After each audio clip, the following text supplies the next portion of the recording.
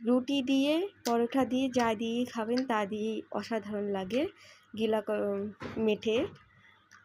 এখানে মেটে নেওয়া হয়েছে আর গিলা নেওয়া হয়েছে, কেউ এটাকে কলিজাও বলে, কলিজা মেটে। এখানে ফুটন্ত গরম জলে আমি দিয়েছি, আগে ধুয়ে নিয়েছি, ধুয়ে ছোট ছোট টুকরো করে নিয়েছিলাম, লেবু আর গরম জল দিয়ে একটু রেখে জলটা ফেলে ঝরিয়ে নিয়েছিলাম। ছোট ছোট টুকরো করে আলুগুলো বেশ লাল লাল করে ভেজে নিয়েছি। আদা রসুন লঙ্কা পেস্ট করে নিয়েছি। কড়াইতে পেঁয়াজ আর শুকনো লঙ্কা, তেজপাতা, একটু জিরা দিয়ে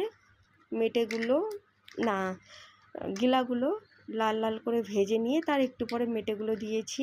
পেস্ট করা মশলা, গুঁড়ো মশলা দিয়ে ভালো করে স্বাদ মতো নুন দিয়ে কষিয়ে নিয়েছি। এখন ভেজে রাখা আলুগুলো দিয়ে একটু কষিয়ে নিয়ে পরিমাণ মতো অল্পই জল দিয়েছিলাম, এই জলেই রান্নাটা করে নেব।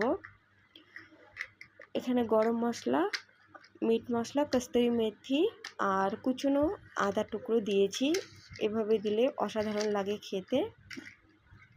এগুলো দিয়ে ঢাকা দিয়ে নিয়েছিলাম, খুব সুন্দর একটি গন্ধ বের হবে তার জন্য, আর অসাধারণ একটি গন্ধ বেরিয়েছে। এভাবে রান্না করলে অসাধারণ লাগে খেতে।